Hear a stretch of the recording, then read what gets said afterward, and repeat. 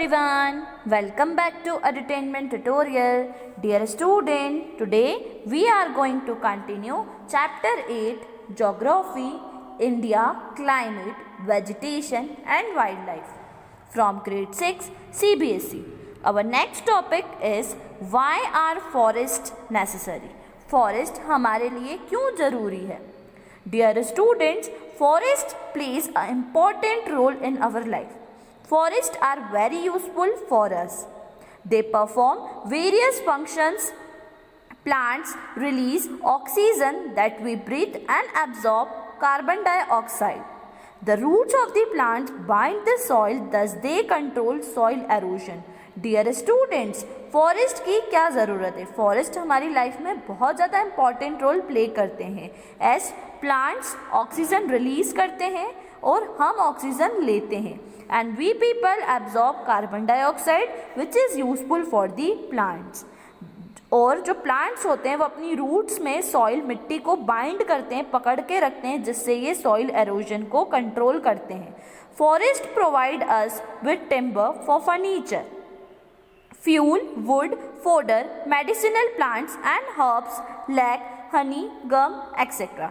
Dear students, forest provide करते हैं हमें टिम्बर जो फर्नीचर बनाने के लिए यूज़ किया जाता है, वुड लकड़ी, फोडर, मेडिसिनल प्लांट्स बहुत सारी दवाइयाँ जड़ी बूटियाँ भी हमें फॉरेस्ट से मिलती हैं और कुछ ऐसे प्लांट्स भी रहते हैं जो हमारे नॉर्मल एनवायरनमेंट में नहीं मिलते हैं बट वो चीज़ें हमें फॉरेस्ट में मिलती हैं. हर्ब्स, हनी हम सभी खाते हैं और सभी को बहुत अच्छा लगता है जो बहुत स्वीट होता है. गम, ये सब हमें कहाँ से मिलता है? ये सब हमें फॉरेस्ट से मिलता है. It is important for us. Forest are the natural habitat of wild life. जो फॉरेस्ट है वो नेचुरल हैबिटेट है वाइल्ड लाइफ का. Natural vegetation has been destroyed to a large extent because of reckless cutting of trees. We should plant more and more trees and protect the existing ones and make people aware of the importance of trees. We can have a special programs like Van Mahotsav to involve more people in making our earth green. Dear students, हमें लोगों को aware करना चाहिए कि वो ज़्यादा से ज़्यादा पेड़ लगाएं. हमें ही अवेयर करना होगा. अगर हम अवेयर रहेंगे तो अभी हम दूसरों को अवेयर कर पाएंगे, क्योंकि डे बाय डे क्या हो रहा है, पॉपुलेशन इंक्रीज हो रही है तो ट्रीज़ को हम क्या कर रहे हैं, कट डाउन कर रहे हैं. हम अपना स्वार्थ देख रहे हैं, हम ये नहीं देख रहे हैं कि इन फ्यूचर क्या होने वाला है. So we have to aware, हमें अवेयर रहना चाहिए और लोगों को भी अवेयर करना चाहिए कि ट्रीज़ का कितना इम्पोर्टेंस है हमारी लाइफ में. जैसे स्पेशल प्रोग्राम्स करवाए जाते हैं, वन महोत्सव, जिसमें लोगों को इन्वॉल्व किया जाता है कि हमारी अर्थ को क्या बनाया जाए, ग्रीन बनाया जाए. नेक्स्ट हम देखेंगे wild life. What is wild life? Wild life, forests are home to a variety of wildlife. There are thousands of species of animals and a large variety of reptiles, amphibians, mammals, birds, insects and worms which dwell in the forest. Dear student, forest में बहुत सारे wild animal मतलब जंगली जानवर रहते हैं, अलग अलग स्पीशीज़ के, अलग अलग जाति के, like reptiles, amphibians, mammals, birds, insects, worm. ये सब कहाँ रहते हैं? फॉरेस्ट में. जैसा कि आप अभी एक इमेज में देखेंगे, देखो सब डिफरेंट डिफरेंट एनिमल्स यहाँ दिख रहे हैं ना. तो जो टाइगर है वो सभी को पता है, जो टाइगर है वो हमारा क्या है, national animal. It is found in various parts of the country. ये बहुत अलग अलग जगह पर पाया जाता है. गिर forest in Gujarat is the home of Asiatic lions. अब जो गिर फॉरेस्ट है गुजरात में वो बहुत ज़्यादा फेमस है एशियाटिक लॉयंस के लिए. Elephants and one horn rhinoceros roam in the forest of Assam. Dear student, जो एलिफेंट और वन हॉर्न वाले जो राइनासोर्स होते हैं वो काफ़ी ज़्यादा जो पाए जाते हैं, कहाँ पर मिलते हैं, आसाम के फॉरेस्ट में. Camel and wild asses are found in the Great Indian Desert and the Rann of Kutch respectively. और जो कैमल और वाइल्ड एसेस रहती है वो डेजर्ट एरिया में पाए जाते हैं, like run of Kutch and Rajasthan. Wild goats, snow leopards, bears, etc. are found in the Himalayan region.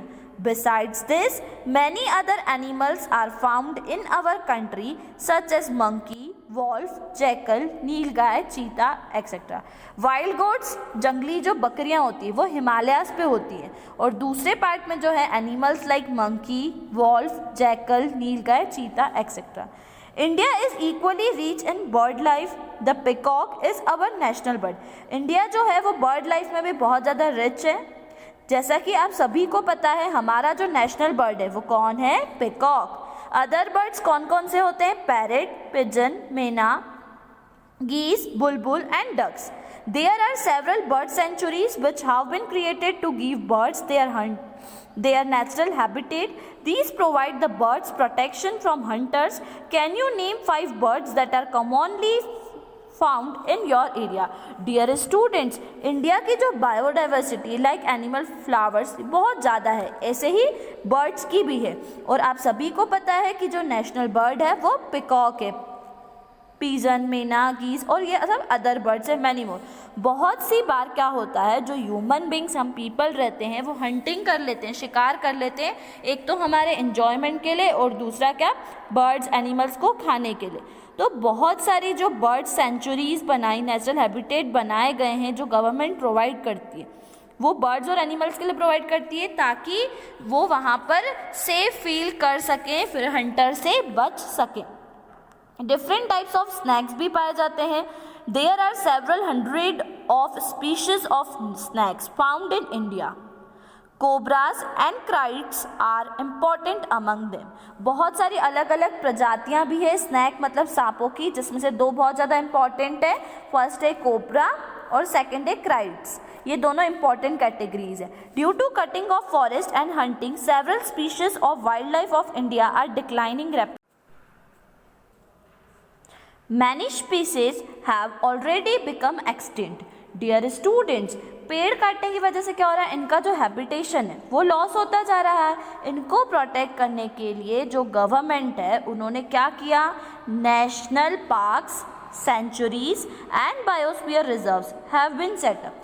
ये बनाए क्या क्या, national park, sanctuaries and biosphere reserves बनाए और डिफरेंट प्रोजेक्ट्स भी चलाए like Project Tiger and Project Elephant to protect these animal. इन animals को बचाने के लिए गवर्नमेंट ने डिफरेंट प्रोग्राम्स ऑर्गेनाइज किए. Can you name some wild life sanctuaries of India and locate them on a map. आपको कुछ वाइल्ड लाइफ सेंचुरीज के नाम बताने और उनको मैप में लोकेट करना है. वाइल्ड लाइफ सेंचुरीज के नेम आप मुझे कमेंट सेक्शन में बता सकते हैं. You can also contribute in conserving wild life.